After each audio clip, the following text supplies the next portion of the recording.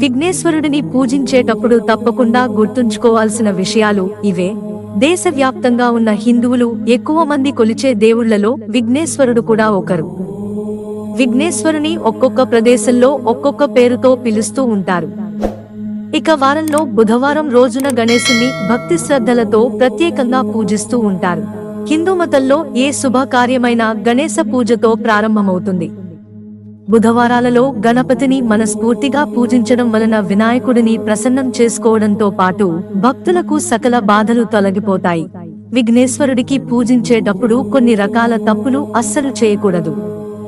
వీటి వల్ల ఆయనకు కోపం వస్తుంది. విఘ్నేశ్వరుని పూజలో కొన్ని వస్తువులను సమర్పించడం వల్ల ఆయనకు కోపం తెప్పించిన వారవుతారు. మరి విఘ్నేశ్వరుని పూజలో ఎలాంటి తప్పులు చేయకూడదు, ఇలాంటి వస్తువులను సమర్పించకూడదో ఇప్పుడు మనం తెలుసుకుందాం. గణేశ పూజలో తెల్లటి చందనం, తెల్లని వస్త్రం, తెల్లటి పవిత్ర దారం మొదలైన వాటిని సమర్పించరు. ఎరుపు లేదా పసుపు చందనం సమర్పించవచ్చు. తులసిని విష్ణువుకు ప్రీతికరమైనదిగా భావిస్తారు. గణేశ పూజలో తులసి ఆకులను ఉపయోగించకూడదు.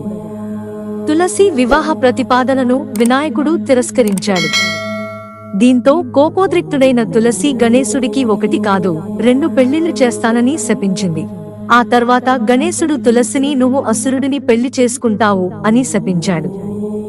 దీని తరువాత గణపతి పూజలో తులసిని సమర్పించడం నిషిద్ధంగా పరిగణించారు. అలాగే తెల్లటి పూలు, కేతకి పుష్పాలు విఘ్నేశ్వరుడికి సమర్పించకూడదు. అలాగే ఎండిన పువ్వులు సమర్పించడం కూడా అశుభం. గణేశ పూజలో పొడి, పాత పువ్వులను సమర్పించవద్దు. ఎండిన పువ్వులను ఉపయోగించడం అశుభకరమైనదిగా పరిగణిస్తారు. ఇలా చేయడం వల్ల కుటుంబంలో పేదరికం పెరుగుతుంది. అయితే గణేశునికి పూజ చేసేటప్పుడు భక్తి శ్రద్ధలతో పూజలు చేయడంతో పాటు దుర్వేని సమర్పించాలి. అలాగే పచ్చి పసుపు, లడ్డూలు, మోదకాలు, పసుపు పూలు, వస్త్రాలు సమర్పించాలి. మిత్రులారా, ఛానల్ సబ్స్క్రైబ్ చేసుకోవడం మర్చిపోకండి. ధన్యవాదాలు.